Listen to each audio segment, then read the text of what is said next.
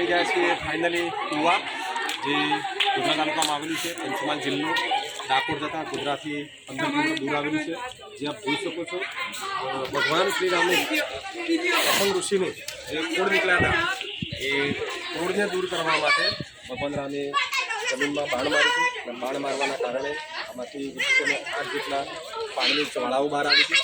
અને પાણીના કારણે જે બરસંગ ઋષિ હતા એમને જે કોડ થયા હતા એ કોડ આ કુંડમાં આવવાથી, આ પાણી લગાવવાથી દૂર થઈ ગયું હતું. આ પાણીનું મહત્વ છે. આમાં 108 કુંડ આવેલા છે. બીજું પાણી પણ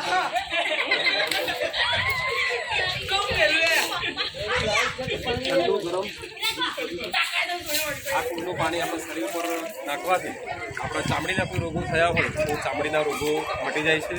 અહીંયા ભીમની ચોરી પણ આવેલી છે. ભીમ જે પણ રોકાયા હતા બાબર યુગની અંદર, ભગવાન શ્રી રામે આ જમીનમાં આ કુંડમાં બાણ મારી અને 108 જ્વાળાઓ જે છે એ બહાર આવી.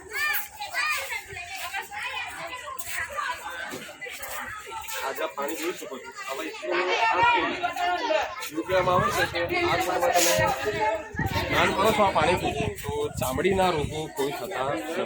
અને ચામડીના રોગો થયા હોય તો મટી જાય છે. અમુક પાણી ગરમ પણ છે, અમુક પાણી ઠંડુ પણ છે. એ આપણે જોઈ શકો છો. માત્રા બધી અલગ અલગ હોય છે. આપણે ચામડીના થયેલા જે રોગો છે એ રોગો આ પાણીમાં નાહવાથી મટી જાય છે. આની અંદર વૈજ્ઞાનિક સંશોધન થયું, વૈજ્ઞાનિકો પણ આનું કારણ હજુ કાઢી શક્યા નથી. તો એ વખતે ભગવાન શ્રી રામે આ જગ્યાએ બાણ મારી અને 108 કુંડમાંથી પાણી પ્રજ્વલિત કર્યું હતું. જે બરસંગ ઋષિને જે ચામડીના જે રોગો થયા હતા એ ચામડીના રોગો દૂર કરવા માટે. તો આપ આ જોઈ શકો છો.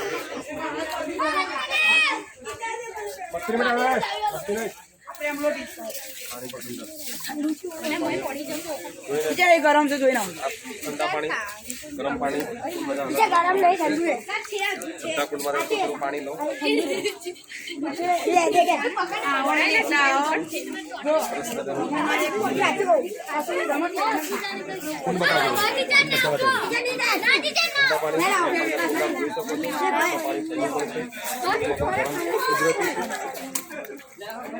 ઘણા બધા નાવા માટે આવે છે. આજે પૂનમ છે, પૂનમનું નાનું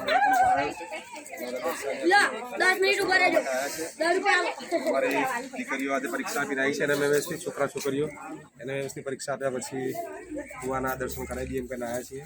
ત્રણ પણ મજા આવી ગઈ છે. મારા ગાડીના પરમાનન્ટ ડ્રાઈવર મિત્રો આ રહ્યા. ડ્રાઈવર મિત્ર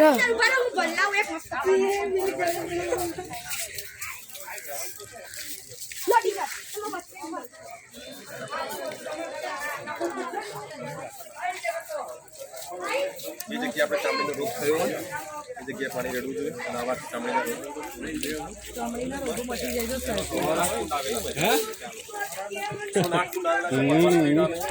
ભગવાન શ્રી રામે મારીને પાણી પ્રજ્વલિત.